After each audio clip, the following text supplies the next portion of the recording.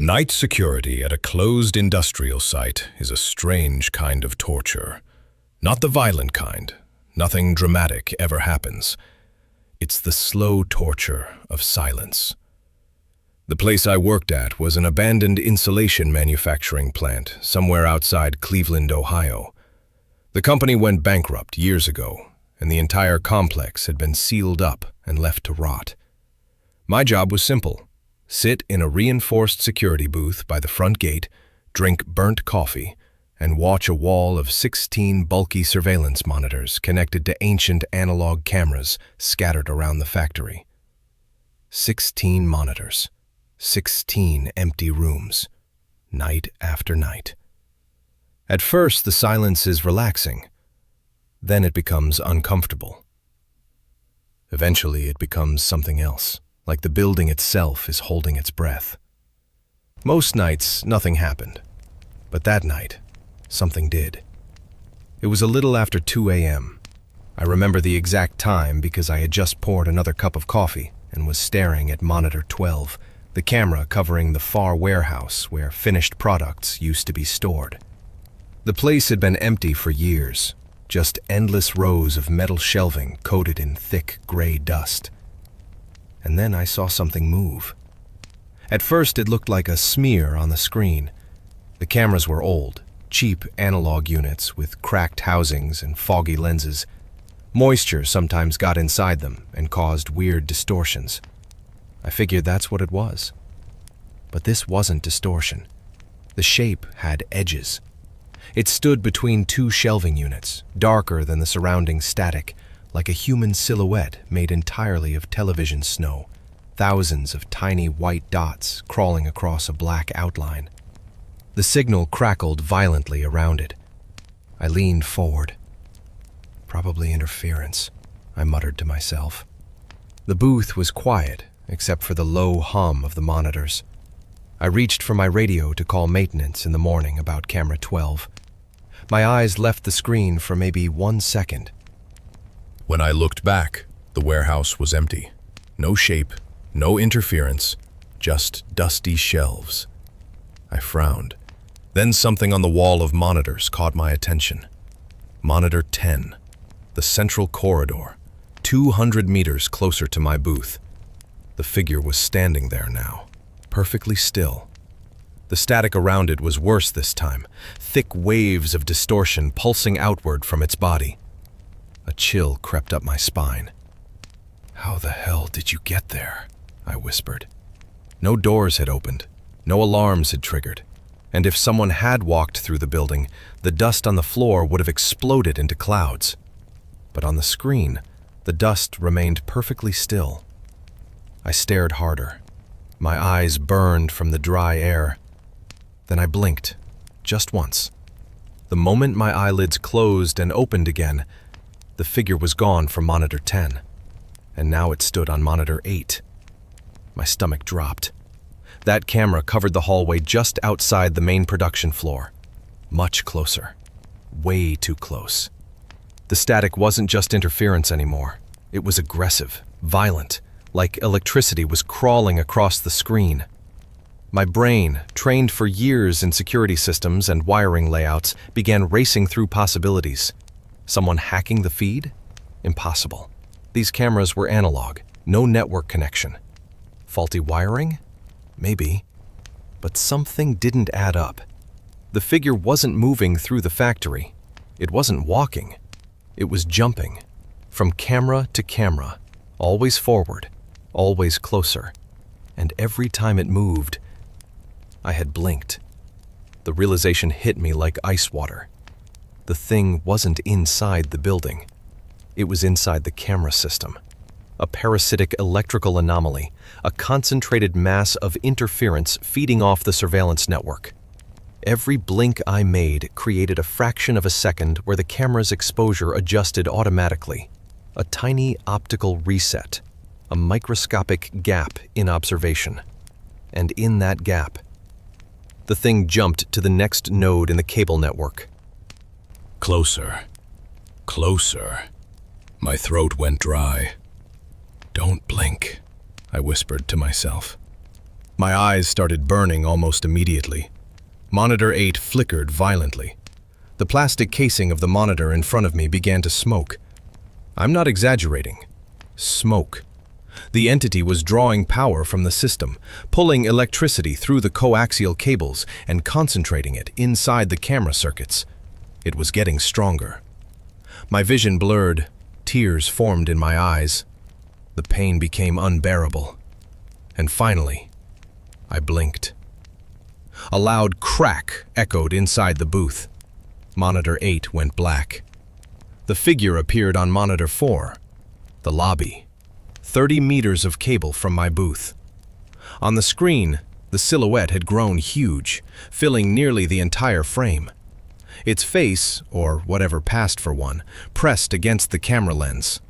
The static twisted and pulsed like something alive. And then I understood something horrifying. It wasn't going to break through my armored door. It didn't need to. Monitor 1 hung less than 2 feet from my face, and the creature was coming through the wires straight into that screen. If it made the jump, thousands of volts would discharge directly into my booth. Into me. I jumped out of my chair, knocking it over. Running outside wasn't an option. The armored door used an electronic lock powered by the same electrical system as the cameras. If the entity overloaded the network, the door would seal shut. I'd be trapped. With it. My eyes burned so badly I could barely keep them open. Maybe 10 seconds before I blinked again. I looked toward the corner of the booth. A tall metal rack stood there, the video server cabinet where all the camera feeds converged. Dozens of thick black cables ran into it from every part of the factory, the heart of the system. I grabbed the heavy steel crowbar hanging on the fire safety board. My vision blurred again. Monitor 2 flickered violently. The thing was almost here. I squeezed my eyes shut and swung the crowbar with everything I had. The metal cabinet lock exploded under the impact. The door flew open. Inside, rows of recording units hummed and blinked with green and red lights. Cables everywhere. When I forced my eyes open again, Monitor 1 had turned blinding white. The curved glass of the old CRT screen bulged outward, unnaturally. Cracks spread across it with sharp popping sounds. Inside the monitor, a high-voltage arc screamed like a dying transformer. The air inside the booth turned scorching hot. Ozone filled my lungs. The thing was pushing through, breaking into reality. I gripped the crowbar with both hands and drove it straight into the center of the cable bundle. Metal punched through circuit boards and wiring. I twisted the crowbar violently, ripping the coax cables free from their ports. For a split second, everything went silent. Then the entire cabinet erupted in a blue electrical flash.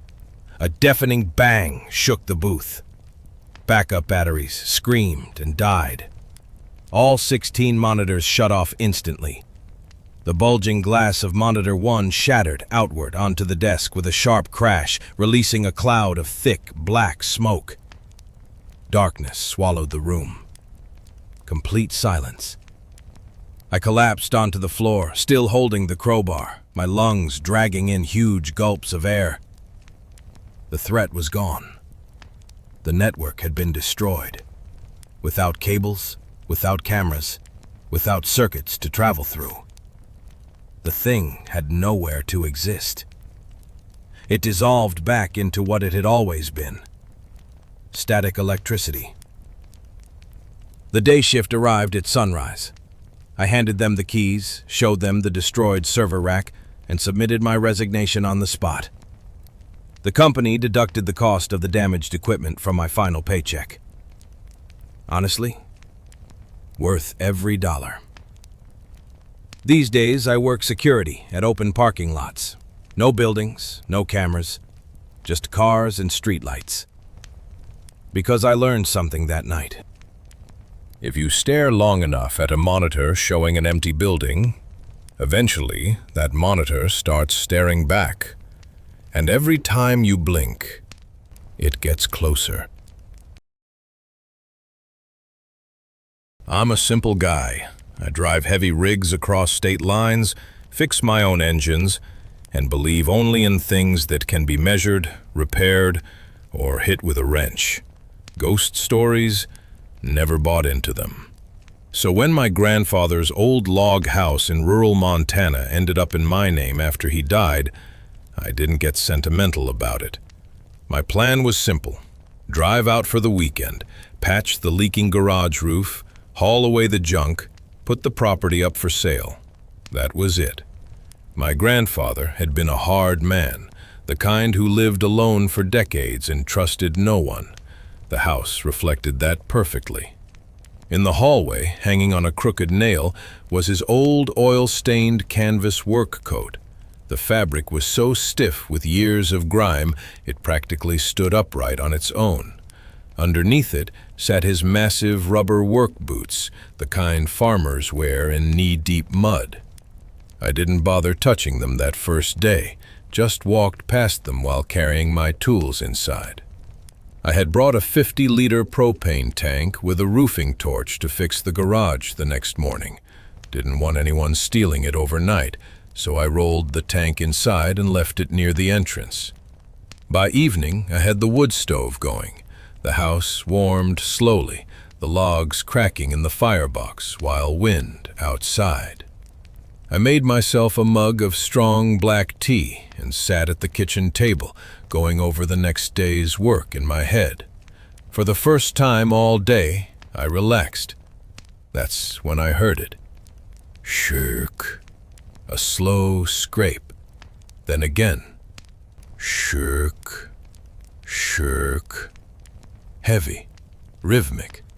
The unmistakable sound of someone dragging their feet across wooden floorboards. It came from the dark hallway. I slowly set my mug down. The house had been empty for years, no neighbors within half a mile. I grabbed the heavy adjustable wrench lying on the table and stepped quietly toward the kitchen doorway. The kitchen lights spilled into the hallway in a narrow beam. What I saw there made my practical brain completely stall. My grandfather's rubber boots were walking. They weren't floating. They stomped across the old linoleum with dull, heavy thuds.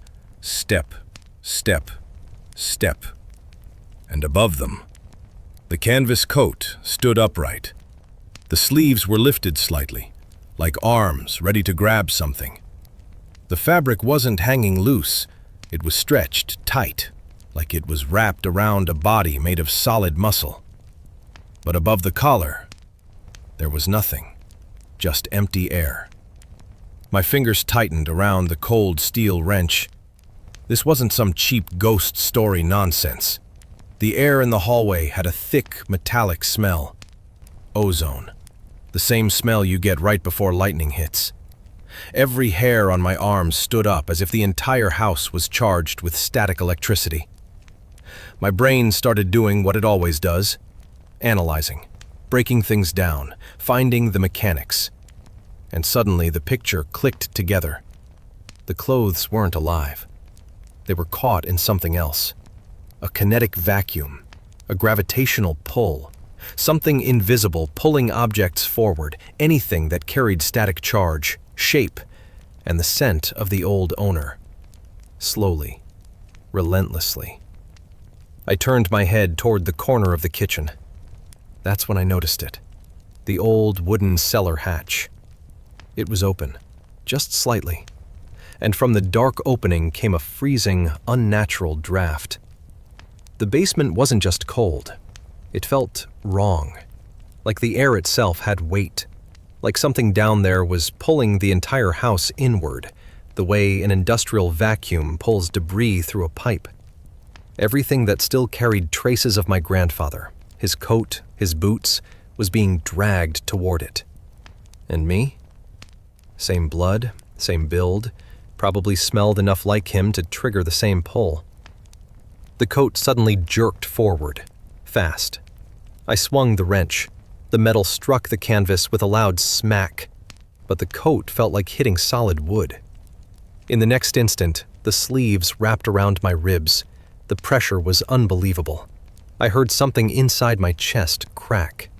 That empty coat weighed at least 200 pounds. It didn't try to choke me. It didn't try to attack. It simply continued moving forward, dragging me with it. The boots stomped up to my feet and came down hard on my sneakers. They pinned me to the floor. The pull from the basement intensified. We were only a few feet from the open hatch now. Inside, it was pure blackness. Cold air poured out like breath from a grave. If that coat dragged me down there, the pressure at the bottom of whatever was forming down there would crush me like a soda can. Brute strength wouldn't work. I needed to break the static, break the pull. My eyes flicked toward the hallway entrance, the propane tank, the roofing torch still attached to it with a long black hose. One arm of the coat held my ribs tight, but my right hand was still free. Ignoring the stabbing pain in my chest, I stretched my arm out and grabbed the torch handle. My fingers found the brass valve. I twisted it open. A loud hiss filled the house as gas rushed out. The coat dragged me another foot. My heels scraped the floor. The edge of the basement hatch was right behind me. The cold coming from it felt like winter air from inside a freezer. I slammed my thumb onto the piezo igniter. Whoomph! A roaring column of blue fire exploded from the torch. The sound filled the house like a jet engine. I didn't aim at the coat. Old Soviet-style canvas soaked in oil doesn't burn easily, and I didn't have time. Instead, I shoved the flame straight into the open basement hatch. Physics did the rest. The 1,000-degree flame instantly heated the freezing air trapped inside the basement. A massive thermal shock blasted upward. The heated air exploded out of the cellar with a thunderous boom, creating a violent reverse draft. The static tension in the house snapped like a guitar string. In the same instant, the crushing pressure on my ribs vanished. The canvas coat collapsed to the floor like a pile of dirty rags. The boots toppled sideways. Dead. Ordinary. I fell to my knees for air. The house was silent again, except for the quiet crackle of the stove. I shut off the torch valve. My chest burned with every breath. I didn't wait for morning. I dragged the coat and boots to the cellar, threw them down into the darkness, slammed the hatch shut, and nailed it closed with long construction spikes. I sold the house a month later. Cheap. Didn't even bother fixing the roof. And I still don't believe in ghosts. Never have. But I know one thing for certain now. Sometimes, objects absorb so much of a person's weight, habits, and presence that the house itself starts trying to pull that weight back where it came from. And if you're unlucky enough to resemble the previous owner, you might get pulled in with the rest of his old clothes. And if you don't have a propane torch nearby, you'll just become another coat hanging in the hallway. If you've never driven a truck for 15 hours straight, you probably think exhaustion just means feeling sleepy. It's not. Sleepiness would actually be a blessing. What happens after 15 hours behind the wheel is something else entirely. Your mind fills with a thick, sticky fog. Your thoughts slow down. The road narrows into a tunnel carved out by your headlights, and everything outside that beam simply stops existing. You're not really driving anymore. You're just moving forward through the dark. That night, I was hauling a trailer full of plastic components up through northern Alaska, heading toward a small logistics hub near Prudhoe Bay. The farther north you go, the emptier the highway gets. After sunset, the road becomes less of a road and more of a corridor through endless black wilderness. No towns, no cars, just asphalt and darkness. The hum of the engine had turned into a lullaby hours ago.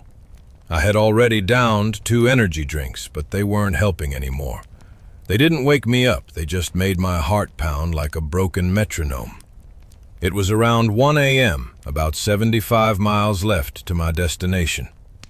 The highway looked completely dead. The first time I saw him was around mile 130. He stood on the shoulder of the road, right near the edge of the asphalt. A man wearing a dirty work coverall with the hood pulled up, hiding his face. His arms hung at his sides, like he had been standing there for hours. At 70 miles per hour, he flashed past my windshield like a smudge in the night. My brain barely registered it. Probably some oil field worker waiting for a ride, I thought. Out there, that wasn't unusual. I kept driving. Night driving teaches you one very important skill: denial. You deny shadows that move at the edge of your vision. You deny strange noises coming from the suspension. You deny the idea that reality might be unstable. About 20 minutes later, I glanced down at my dashboard. 10 miles had passed. That's when I saw him again. Standing on the shoulder, same distance from the road, same dirty coverall, same still posture. My grip tightened slightly on the steering wheel. But this time, I noticed something strange. The shadow inside the hood was too deep. My headlights should have illuminated something: skin, a chin, maybe the outline of a nose. But the light didn't bounce back. It looked like it was being absorbed. Inside the hood wasn't darkness. It was something deeper. A pulsing, endless void. Fear didn't come immediately. First came denial. Just fatigue, I muttered to myself. Hallucination. That happens when drivers push too long without sleep. I reached over and turned on the radio, hoping the noise would wake me up. The speakers hissed, static. Then faint, distorted voices buried under the white noise, whispering in a language I couldn't recognize. I turned the radio off immediately. Inside the cab, my breathing sounded unnaturally loud. When you drive long enough at night, time and distance start to blur together. The highway becomes something like a loop, a strip of road folding back onto itself. I pressed harder on the accelerator, 75 miles per hour. I wanted to blast through that stretch of highway as fast as possible. 10 minutes passed. I didn't even look at the odometer this time. I could feel the distance. Mile 150. And there he was again. But this time, he wasn't standing still. He was waiting. The hooded figure had stepped closer to the lane, his boots almost touching the white line, and his right arm was raised. At first, I thought he was hitchhiking. Then my headlights illuminated what he was holding. A long, flexible strip of metal. Dark. Familiar. My stomach dropped. It was my right windshield wiper, the same one that had been attached to my truck less than a minute earlier. He wasn't waving it. He was holding it up like a hunter showing off a trophy. And the darkness inside that hood seemed to widen, swallowing the light of my headlights. In that moment, my denial shattered. I don't remember deciding to brake. My body just did it. Instinct. The truck screamed as I slammed the brakes. 40,000 pounds of steel fishtailed across the asphalt. The trailer swung sideways as sparks sprayed across the highway. I fought the steering wheel with both hands, trying to keep the rig upright. The truck slid across the center line, then skidded to a stop on the shoulder. Less than 10 feet from the figure. The engine stalled. Silence flooded the night. Inside the cab, the dashboard glowed dimly green. My hands were locked around the steering wheel so tightly my knuckles turned white. Slowly, I looked at the windshield. The right wiper arm stuck upward at a crooked angle, like a broken bone. The blade itself was gone. I hadn't heard it break, hadn't seen it move, but it was gone. And whatever stood outside my truck had it. I sat frozen in the driver's seat. "This is a dream," I whispered. The words sounded louder than the engine ever had, but the cold steering wheel beneath my hands felt real. The smell of burnt rubber from the tires was real, and the broken wiper arm was very real. The thing was still outside. I couldn't bring myself to open the door, because stepping out would mean accepting that the impossible had just happened. The silence pressed against my ears. Then I heard it. A soft sound, wet, slow. Skrr, something scraping across the passenger side window. Skrr, metal dragging across glass. Every hair on my body stood straight up. Slowly, very slowly, I turned my head. The passenger window was swallowed by darkness. A living shadow pressed against the cab. Inside it, I could see the outline of the hood, the empty void where a face should be, and a hand holding my windshield wiper. It moved slowly across the glass, testing it, not trying to break in, just testing reality. The moment the threat became physical, my brain finally snapped out of paralysis. Years of driving kicked in. I didn't reach for the key. Hydraulics can fail when the engine stalls. Instead, I yanked the parking brake down, slammed the clutch, and punched the starter button. The engine roared back to life. The entire truck shuddered. I threw the transmission into gear and floored the accelerator. The truck lunged forward violently. The trailer swung again, but this time I caught it. Second gear, third. The gearbox screamed as metal ground against metal. 60 miles per hour. I didn't check the mirrors. I knew what I'd see. I knew it would already be waiting around the next bend. I drove until I saw lights in the distance, a gas station glowing under bright halogen lamps. Only when I pulled under those lights did I finally kill the engine. My whole body was shaking. My mouth tasted like metal and energy drink. I stayed inside the cab for several minutes before daring to look at the passenger window. The scratches were there, deep, curving across the glass, metal marks from my windshield wiper. Reality had left its fingerprints. When I finally stepped outside, I saw the wiper arm twisted into a horrible angle. I didn't try to fix it. I bought a new wiper at the gas station and installed it without even looking at the broken one. I don't drive that northern route anymore. I quit that job and switched to short regional deliveries. But now, when I see a lone figure standing beside the highway at night, I don't try to convince myself it isn't real. I push the gas pedal all the way down. I keep my eyes on the road, and I never look at the odometer. Because I know something now. If you drive long enough through the darkness, the highway can turn into a corridor of madness. And sooner or later, you might catch up to the void waiting at the end of it.